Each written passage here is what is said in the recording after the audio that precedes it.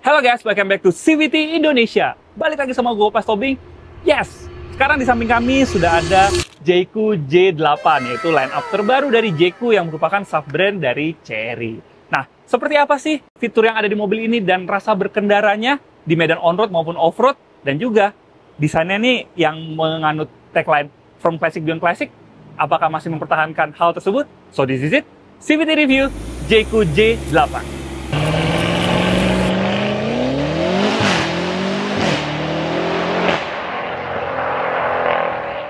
Ya, kalau ngeliat desain depannya ya, mobil ini terinspirasi dari Range Rover Velar waktu kita ngeliat presentasinya. Ya, sebenarnya bukan niru sih, tapi kalau di pusat sana Chery itu memang joint venture dengan Range Rover, jadi banyak transfer teknologi termasuk desainnya, dan desainernya adalah ex-designer dari Jaguar Land Rover. Jadi gak heran kalau misalnya desainnya ini British banget ya. Ini kita bisa lihat dari desain depannya tuh punya muka yang besar gitu ya, dan desainnya juga membulat. Dan untuk kap mesinnya, itu ada guratan yang menambah kesan, menambah aksen dari mobil ini. Jadinya nggak blend banget gitu desain depannya. Terus berlanjut ke desain samping, dimensi mobil ini sebenarnya nggak besar-besar amat, tapi kalau dibilang pendek, itu juga nggak terlalu pendek. Dia panjangnya dia ada di 4,8 meteran, lebarnya ada di 1,9 meteran, dan tingginya di 1,7 meteran. Bersaing mungkin sama Hyundai Palisade yang terdahulu ya, dia kan ada di 4,9 meteran, walaupun sekarang udah tambah panjang di 5 meteran, tapi di mobil ini itu ada di 4,8 meteran, dan untuk wheelbase-nya sendiri dia ada di 2,82 meteran. Jadinya untuk kabin harusnya tidak kalah jika dibandingkan dengan Hyundai Palisade yang menjadi fokus untuk rivalnya ini gitu. Untuk velgnya sendiri dia sudah memakai velg 20 inci dengan profil 245 50R20, dia sudah memakai 20 inci, dan bannya sudah memakai Michelin e-Primacy. Yes, jadi bannya sudah EV ready, padahal mobil ini belum berpenggerak EV ataupun PHEV. Tapi mungkin nantinya akan keluar versi PHEV-nya di Indonesia gitu. Untuk velgnya dia juga bagus, dia kombinasi warna silver dan juga hitam. Ini menambah kesan gagah dari mobil ini. Terus juga window lining-nya bagus ya, dia tegak, garisnya tegas gitu, tapi untuk pilar A-nya dia tuh sedikit landai. Handle pintu dia sudah pop up, jadi kalau misalnya pop up, udah tahu dong bakal ada versi apanya. Ya, untuk spionnya sendiri dia juga bentuknya bagus, modern. Terus untuk desain belakangnya sendiri dia juga simple dan tidak seperti mobil Tiongkok pada umumnya yang emblemnya rame gitu ya. Kalau sekarang dia emblemnya juga sudah jauh lebih sederhana. Tapi masih ada tulisan J8 yang cukup besar di belakang. Tapi nggak apa-apa, itu bagus banget. Terus lampunya juga sudah full LED dan bentuknya bagus. Dan sekali lagi aura Range Rover-nya kental banget di desain belakangnya. Nah, untuk bagasinya sendiri mengklaim kalau misalnya barisnya semua direbahkan bisa sampai 2000 literan. Jadi untuk akomodasi mobil ini bisa bersaing lah di kelasnya. Nah, ini dia interiornya. Kalau di depan sini interiornya dia pakai material yang cukup unik ya. Biasanya kalau mobil-mobil di kelas ini tuh udah pakai soft touch di bagian dashboardnya. Mobil ini juga sudah pakai soft touch, tapi kulitnya itu seperti napa leather gitu. Jadi kelihatan beda, tapi tetap kelihatan premiumnya. Nah, jika dibandingkan dengan adiknya si J5, jelas ini kelihatan lebih premium. Karena memang segmentasi pasar yaitu untuk kelas-kelas premium, jadinya dibikinlah seperti ini. Untuk pengaturan joknya dia ada di sebelah sini, udah elektrik juga, tapi belum memory seat. Dan untuk pembukaan pintunya, dia ada tombol di bawah sini, jadi nggak ada handle yang seperti mobil-mobil pada umumnya. Dan door trimnya juga sudah memakai napa leather dan juga ada jahitan-jahitan alsi di bawahnya. Kalau bawahnya dia pakai kulit biasa. Terus untuk instrumen clusternya ukurannya 12,3 inci, resolusinya cukup oke, tapi kalau dibilang istimewa, tidak terlalu istimewa sih. Dan untuk entertainment systemnya dia juga sudah pakai layar yang sama ukuran di 12,3 inci. Untuk pengaturan AC semuanya dipusatkan di sini, dan head unit ya sudah support Apple CarPlay dan juga Android Auto untuk konektivitasnya. Terus di bagian tengah sini ada kisi-kisi AC sebanyak 3 buah, tapi 3 buahnya ditaruh di tengah ya, bukan di sebelah sini ya. Dan ini jelas banget, bahasa desainnya itu seperti sebuah SUV, mencerminkan kalau mobil ini tuh rugged banget ya. Terus ada garis Cooper, warna Cooper di sini, jadi kelihatannya lebih mewah juga. Terus di bawahnya ada wireless charging yang dayanya sampai 50 watt. Dan di belakangnya itu sudah ada tombol untuk pengaturan driving mode. Driving mode itu ada normal, sport, snow, mud, sand, dan off-road. Banyak banget. Jadi Kalau kalian butuh yang jalan-jalan biasa aja, mungkin kalian bisa di Eco sampai Sport. Tapi kalau kalian lebih butuh terrainnya, kalian bisa snow sampai off-road itu bisa kalian pakai. Nah, untuk posisi mengemudinya sendiri, dia bagus, commanding, tinggi, dan di depannya dia sudah ada head-up display. Jadi memudahkan kita untuk memantau kecepatan dari mobil ini dan juga sistem ADAS yang sedang digunakan. Nah, terus di belakang sini ada tuas transmisinya. Di sebelah kiri sini ada tuas untuk pengaturan wiper dan juga sennya. Ditaruh sebelah kiri seperti mobil-mobil Chery Group ya, kebanyakan sudah ditaruh di kiri.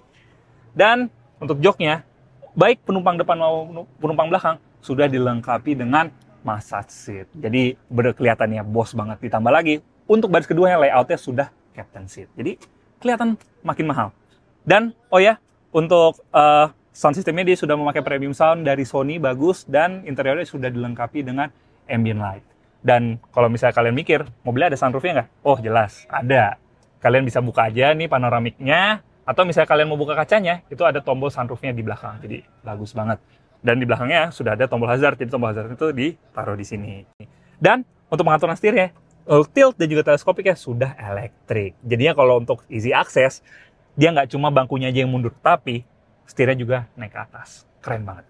Dan untuk penumpang belakang, itu punya legroom dan headroom yang menurut gue cukup oke, menunjang tinggi gue yang 182 cm. Nah, untuk spionnya sendiri dia masih pakai spion konvensional, belum e-mirror, tapi sudah elektrokromatik. Jadi bagus banget. Nah, sekarang kita lihat mesinnya. Untuk spesifikasi mesin, yang awal ini menggunakan mesin 2000 cc turbo bertenaga 245 horsepower dan torsinya 390 Nm. Tenaga itu dialirkan ke 4 rodanya melalui transmisi 8 percepatan. Akselerasi on-roadnya sendiri bisa tembus di 9 detikan. Nah, bagaimana kalau off-roadnya? Nah, sekarang kita cobain nih kapabilitas off-road dari Jayco J8, J8. Nah, di depan ada tanjakan yang cukup terjal ya, dan ada obstacle sebelah kiri tuh, ada batu. Kita ke kanan. Ya, ke kanan kita hindari. Ini sih torsinya ngisi banget ya. Dan suspensinya karena dia punya suspensi adaptive damper, atau Jayco menyebutnya dengan CDC. Jadinya walaupun tanjakannya ini nggak rata, itu nggak berasa kalau kita terpelanting di dalam mobil ini. Jadi kalau untuk off-road, ini sih masih nyaman sih. Jadi buat mungkin juragan-juragan ya, yang lagi nyari mobil buat ngecek lapangan, bisa pakai mobil ini. Torsinya ngisi, padahal dia pakai 12 transmisi yang sebenarnya biasanya agak laggy ya. Tapi kalau di sini itu nggak ada lagnya sama sekali, dan memantau kecepatan juga gampang karena depan udah ada head up display. Jadinya nggak perlu sering-sering lihat ke kilometernya karena udah tersedia informasinya pas di depan mata kita. Nah, untuk belok begini juga nggak terlalu sulit karena memang penempatan pilar A-nya dia tepat ya, dia ditempatin agak mundur. Jadinya kalau misalnya kita mau belok, mau ngelihat belokannya tikungannya ada obstacle atau enggak, itu juga gampang banget. Sekarang kita ke kanan. Nah, jadi ini kita ketemu jalan yang untuk ngetes artikulasi suspensi dan juga torque vectoring dari Jayco J8 ini. Sekarang kita coba. Ini sudutnya cukup ini ya, cukup menantang ya sudutnya, dan ya ada mentoknya dan torsinya tuh ngisi terus asalkan gasnya ngurut. Nah, ini udah bener ya? Udah. Oke. Coba lihat.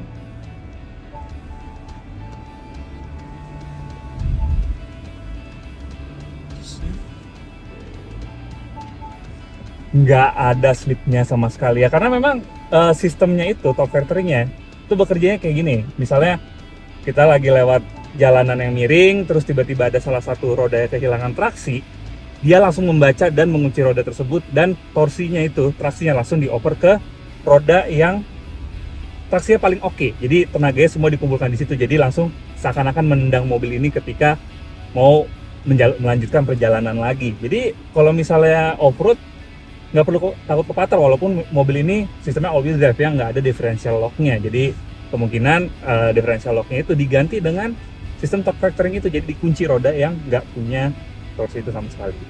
Nah, di depannya ada jalanan yang bergelombang, kita bisa langsung ngetes suspensinya. Ini kita langsung agak kenceng aja kali ya. Boleh. Tuh, di kecepatan 30 km per jam masih nggak terpelanting di dalam. Luar biasa sih. Banting-banting. Nggak kebanting-banting sama sekali, benar. Oke. Enak banget.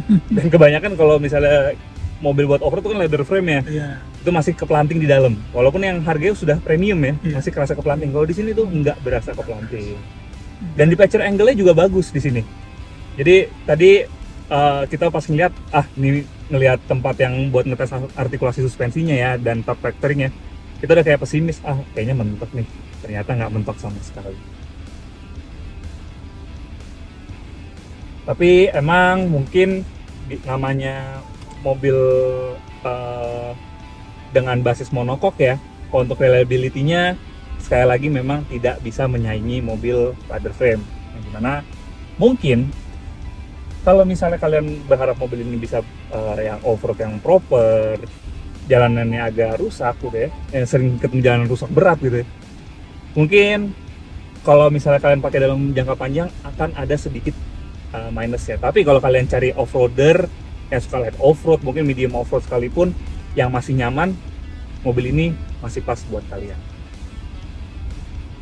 Dari kenyamanannya, terus juga kapabilitas off-roadnya, ini sih di atas rata-rata sih.